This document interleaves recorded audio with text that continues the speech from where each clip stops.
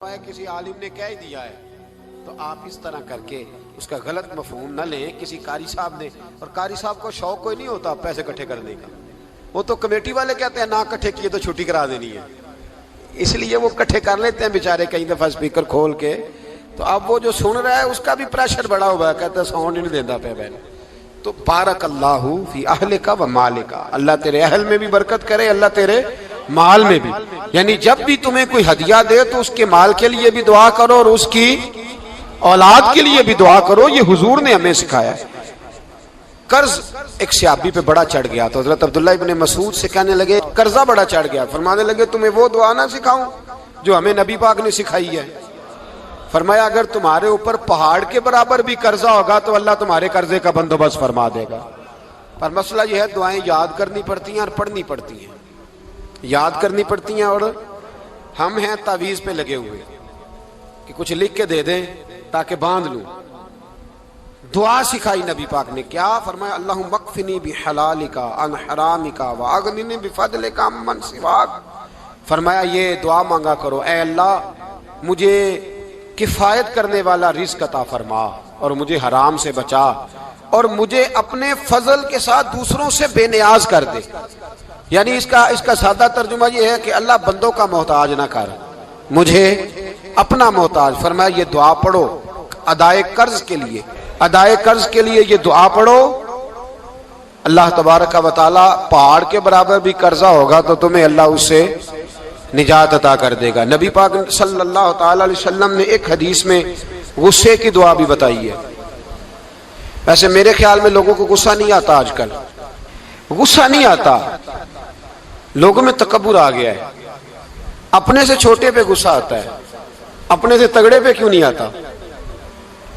جس آدمی نے گلی پہ خیرات مانگنے والے پہ غصہ کیا ہے وہ ایسا ایچ او صاحب پہ کیوں نہیں کرتا. غصہ تو غصہ ہے نا, سب پہ ہونا چاہیے, لیکن بڑا سمجھدار غصہ ہے.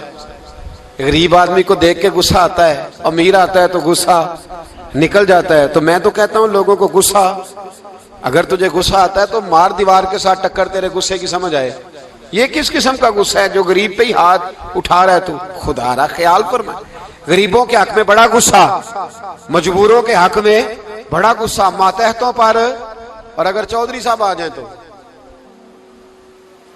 چودھری صاحب آ جائیں تو پھر بہانہ بنا لیتے ہیں, کہتے غصہ تو مینوں بڑا آیا سی, پھر میں کیا میرے گھر آیا ہے, پھر بہانہ بنا لیا. ایسے نہیں کرو. نبی پاک صلی اللہ علیہ وسلم نے دعا سکھائی بخاری میں, فرمایا جب غصہ آئے تو پڑھا کرو اعوذ باللہ من الشیطان.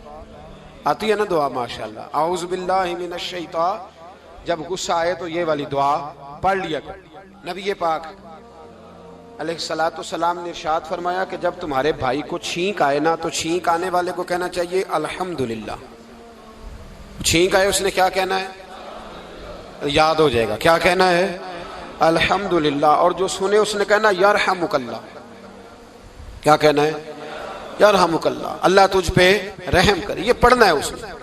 حضرت عبداللہ بن مبارک رحمۃ اللہ تعالی علیہ نا دریا کے کنارے کھڑے تھے, کشتی سے اترے تھے ابھی اور وہیں کھڑے تھے. تو ایک آدمی, دو چار لوگ کشتی میں کنارے سے آپ کے پاس سے گزرے تو ایک کو چھینک آئی, اس نے کہا الحمدللہ. اب سنت ہے کہ جواب دو یرحمک اللہ, اللہ تیرے اوپر رحم فرما. جواب دینا تھا لیکن وہ کشتی تیزی سے گزر گئی. حضرت عبداللہ بن مبارک رحمۃ اللہ تعالی علیہ نے ملاح کو بلایا, فرمانے لگے اس کشتی کا پیچھا کرنا ہے. وہ کہنے لگا سواریاں بیٹھیں گی تو جاؤں گا. اس زمانے میں جو پوری کشتی کا ایک سائیڈ کا کرایہ تھا وہ 5 دینار تھا. فرمانے لگے تو نہ اس طرح کر, اسپیشل مجھے لے جا بٹھا کے. کیا لے گا, اس نے کہا 20 دینار لوں گا. فرمایا 20 ہی دوں گا. اس کشتی کا پیچھا کیا اور جس آدمی کو چھینک آئی تھی نا اس سے جا کے یرحمک اللہ کہا. اس نے جواب میں جزاک اللہ کہا. تو آپ فرمانے لگے میرا کام ہو گیا, واپس چل. ملا دنیا دار تھا, وہ سوچنے لگا. پہلے تو اس نے سوچا میرا کیا ہے, 20 دینار تو ان کے گئے ہیں. لیکن جب اترنے لگے نا تو 20 دینار دیے یا 20 درہم دیے. تو وہ کہنے لگا حضرت جی صرف ایک لفظ کہنے کے لیے آپ نے اتنا پیسہ خرچ کر دیا. فرمایا لفظ کہنے کے لیے نہیں, اپنے مصطفیٰ کی سنت ادا کرنے کے لیے, اپنے نبی پاک علیہ السلام کی سنت ادا کرنے کے لیے. یرحمک اللہ, اللہ تیرے اوپر رحمت کرے. کس طرح کا خوبصورت انداز سکھایا ہے. دیکھیے ایک حدیث ترمذی شریف میں نبی پاک صلی اللہ علیہ وسلم نے فرمایا کسی بیمار کو دیکھ کے یا کسی مصیبت میں مبتلا آدمی کو دیکھ کے تم یہ دعا پڑھ لو تمہیں کبھی وہ مصیبت نہیں آئے گی۔ کیسی خوبصورت دعا ہے۔ کسی مصیبت زدہ کو بیمار کو دیکھ کے پڑھو تمہیں کبھی وہ مصیبت الحمدللہ الذی عافانی مما ابتلاک بہ وفضلنی علی کثیر ممن خلق تفضیلا۔ اللہ تعالیٰ کا شکر ہے جس نے مجھے اس مصیبت سے عافیت دی اور اس بیچارے کو یا تجھے اللہ نے مبتلا کیا اور اللہ نے مجھے اپنی بہت ساری مخلوق پہ فضیلت دی ہے، یعنی اللہ نے مجھے بڑا اچھا رکھا ہوا ہے یار، میں تو الحمدللہ بڑا اچھا ہوں، دیکھو بیچارہ۔ یعنی یہ دعا بھی ہے اور اپنے اوپر شکر ادا کرنے کا ایک اعلیٰ حضرت فاضل بریلوی رحمت اللہ تعالیٰ علیہ کو نا گلے کے اندر چھوٹی چھوٹی 2 پھنسیاں نکل آئیں، تو اس زمانے میں طاعون کا مرض پھیلا ہوا تھا۔ ایک بڑے قابل حکیم کو لایا گیا، انہوں نے چیک کر کے کہا آپ کو تو طاعون ہو گیا ہے، فرمانے لگے چل دوڑ جا، مجھے طاعون نہیں ہو۔ اس نے کہا جناب یہ گلے پہ بنا ہوا ہے اور سب کو پتہ ہے آج کل پھیلا ہوا۔ فرمایا سب کو ہو سکتا ہے مجھے نہیں ہو سکتا۔ کیوں؟ فرمانے لگے ایک بندے کو طاعون ہوا تھا تو میں نے اسے دیکھ کے وہ دعا پڑھ لی تھی جو نبی پاک نے بتائی ہے، لہذا حضور کا فرمان ہے تو مجھے ہر بیماری آ سکتی ہے پر یہ بیماری آ سکتی۔ وہ شخص کہنے لگا جی منہ میں بھی گلٹیاں چلی گئی ہیں، کھول نہیں رہا، کیا ہوگا؟ اعلیٰ حضرت نے کالی مرچ منگوائی، اسے پیس کے زبان کے نیچے رکھا تو ساری بیماری دور ہو گئی۔ فرمانے لگے بلاؤ نہ ذرا اس حکیم کو جو کہتا تھا طاعون ہو گیا ہے، وہ تو صحیح ہوتا ہی نہیں اتنی جلدی۔ فرمایا ہر چیز بدل سکتی ہے پر میرے نبی کا فرمان نہیں بدل سکتا، میرے رسول پاک علیہ السلام کا فرمان نہیں بدل سکتا۔ تو عزیز دوستو نبی پاک، اب بڑی خوبصورت بات آئی، ساری خوبصورت تھی، بڑی پیاری بات آئی۔ دنیا میں سب سے حسین چہرہ اللہ نے اپنے رسول کو عطا فرمایا ہے۔ نبی پاک کا چہرہ بھی حسین ہے، مکھ چند بدر شاہ شانی ہے، متھے چمک دی لاٹ نورانی ہے، کالی زلف تے اکھ مستانی ہے، مخمور اکھی ہیں مد بھری۔ پیارا چہرہ ہے حضور کا، جتنا چہرہ پیارا تھا اتنے ہی حضور کے اخلاق بھی بڑے پیارے تھے۔ لیکن میرے نبی پاک علیہ السلام جب آئینہ دیکھتے، کیا دیکھتے؟ حضور جب آئینہ دیکھتے، ہمارے نوجوان بھی سارا دن آئینے کے آگے کھڑے رہتے، کبھی بال اس طرح کے بناتے ہیں کبھی اس طرح کے، تو میرا کئی دفعہ دل کرتا ہے کہ میں ان سے کہوں کہ تو آئینے کو کہہ رہا ہے جھوٹ بول، پر وہ کیسے بولے؟ تو کہہ رہا ہے آئینے کو کہ تو کہہ سب سے پیارا تو ہی لگ رہا ہے، پر وہ کیسے بولے؟ اس نے تو سچ بتانا ہے۔ ان کو آئینہ جو دکھایا تو برا مان گئے۔ تو میرے عزیز یاد رکھیے گا نبی پاک صلی اللہ علیہ وسلم بھی آئینہ دیکھتے، آئینہ دیکھنا حضور کی سنت ہے۔ کوئی سنت سمجھ کے آئینہ دیکھے گا تو ایک دفعہ دیکھنے پر 100 شہیدوں کا ثواب ملے گا، لیکن نبی پاک صلی اللہ علیہ وسلم آئینہ دیکھتے کیا کہتے؟ اللہم انت حسنت خلقی فحسن خلوقی۔ یا اللہ، یہ دیکھیں حضور نے ہمیں سکھایا ہے، یا اللہ جس طرح تو نے میری صورت اچھی بنائی ہے میری سیرت بھی اچھی بنا دے۔ یہ ہمیں سکھانے کے لیے دعا، یا اللہ جس طرح صورت اچھی بنائی ہے، جس طرح تو کہتا ہے نا اس دفعہ اس وقت دیکھ لو کپڑوں پہ کوئی داغ نہیں، تو دعا کیا کر باطن کے بھی اللہ داغ دور فرما دے، یہ والا سارا معاملہ بھی ٹھیک ہو جائے۔ آخر کی طرف آتا ہوں، فرمایا جب کھانا کھانے لگو تو دعا مانگو، اور ایک روایت میں فرمایا یہ دعا پڑھ لو، کھانے میں زہر بھی ہوگا تو تم پہ اثر نہیں کرے گا۔ کھانے پہ، ایسے میں بڑی تکلیف سے کہتا ہوں کہ آج بھی ہمیں کہنا پڑتا ہے کہ بہت سارے لوگ ایسے ہیں جو ابھی بھی کھانے سے پہلے بسم اللہ نہیں پڑھتے۔ یار بڑے افسوس کی بات نہیں، بڑے افسوس کی۔ حضور نے دعا سکھائی، میں یہ دعا پڑھو گے تو زہر بھی ہوگا تو اثر نہیں کرے گا۔ بسم اللہ الذی لا یضر مع اسمہ شیء فی الارض ولا فی السماء یا حی یا قیوم، جس کی برکت سے زمین و آسمان میں کوئی چیز بھی نقصان نہیں دیتی، اور اے اللہ اے ہمیشہ زندہ رہنے والے اور قائم رہنے والے۔ یہ نبی پاک علیہ السلام۔ اور ایک حدیث میں اور بھی دعا آئی ہے، بسم اللہ شریف تو خیر بخاری میں موجود ہے، مسلم میں موجود ہے، بسم اللہ والا بارکت اللہ بھی ایک حدیث میں نبی پاک صلی اللہ علیہ وسلم نے ارشاد فرمایا۔ اور جب کھانا کھا چکے پھر کہا دعا مانگو، الحمدللہ الذی اطعمنا وسقانا وجعلنا من المسلمین۔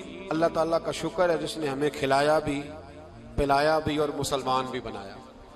حضرت مرزا مظہر جانے جانا فرماتے ہیں کہ بارش ہوئی تھی تازی تازی، دلی میں تازی تازی بارش ہوئی تھی، ایک بابا لکڑی کے جوتے پہنے کھڑا ہوں، اللہ اللہ اللہ اسی کسے دے کچھ بھی نہیں لگ دے نہ کوئی ساڈا دردی، बाबा मस्त होके जा रहा, अल्लाह अल्लाह करता जा रहा।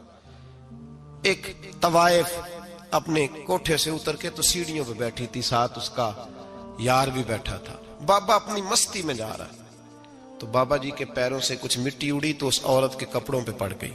परवाह ही नहीं, बुजुर्ग गुजर रहे। वो यार उसका दौड़ा हुआ आया, उसने आकर थप्पड़ मारा, का ख्याल नहीं सारे उसके कपड़े आलूदा कर दिए, तू किधर, तेरा दिमाग नहीं ठीक। बाबे ने नजर उठाई, का बेटे मैंने देखा नहीं, चल अल्लाह तेरा भला करे, तूने बदला ले लिया। बाबा जी चुप करके, वइज़ा ख़ातबहुमुल जाहिलून क़ालू सलामा, चुप करके गुजर गए।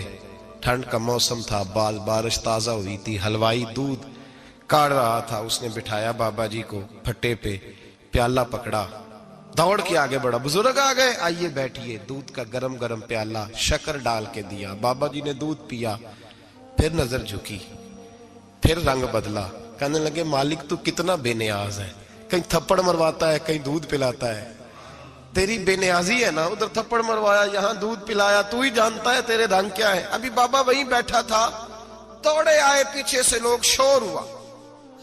बाबे को दबोच के वहां ले गए जहां उस नौजवान ने थप्पड़ मारा था। कहा तू अल्लाह का बंदा है, अल्लाह के बंदे बद्दुआ तो नहीं देते। हुआ क्या? कहा तूने बद्दुआ दी है? कहा नहीं दी, बात बताओ।